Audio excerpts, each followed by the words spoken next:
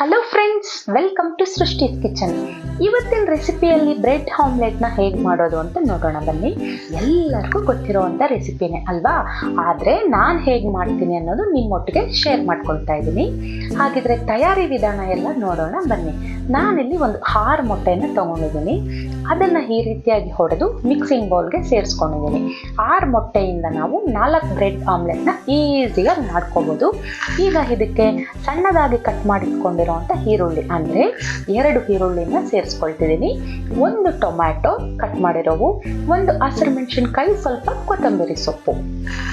ನಂತರ ಇದಕ್ಕೆ 1 teaspoon ಅಷ್ಟು red chilli powder, 1 teaspoon black pepper powder, ರುಚಿಗೆ ತಕ್ಕಷ್ಟು ಉಪ್ಪನ್ನು ಸಹ ಹಾಕಿ ಚೆನ್ನಾಗಿ ಮಿಕ್ಸ್ ಮಾಡ್ಕೊಳ್ಳೋಣ.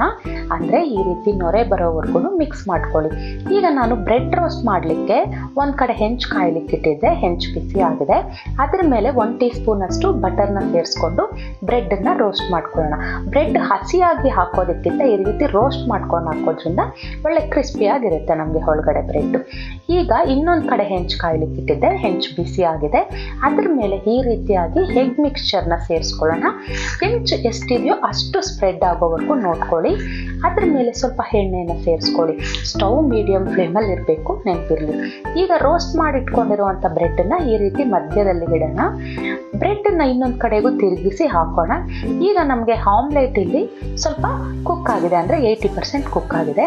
ಈಗ ಅದನ್ನು ನೋಡಿ ಈ ರೀತಿಯಾಗಿ ವಿಡಿಯೋದಲ್ಲಿ ನೋಡಿಸೋ ಥರ 4 ಕಡೆಯಿಂದನೂ ತೆಗೆದು ಈ ರೀತಿ ಬ್ರೆಡ್ ಮೇಲೆಗೆ ಕ್ಲೋಸ್ ಮಾಡ್ಕೊಳ್ಳಿ ಆಮ್ಲೆಟಿಂದ.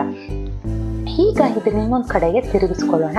ಒಂದು 10ರಿಂದ 20 ಸೆಕೆಂಡ್ಗಳ ಕಾಲ ಸ್ಟವ್ ಸಿಮ್ಮಲ್ಲಿ ಇಟ್ಕೊಂಡು ಈ ಕಡೆನೂ ಬೇಯಿಸ್ಕೊಳ್ಳಿ. ನೋಡಿ, ರೆಡಿ ಆಯ್ತಲ್ವಾ ಫ್ರೆಂಡ್ಸ್?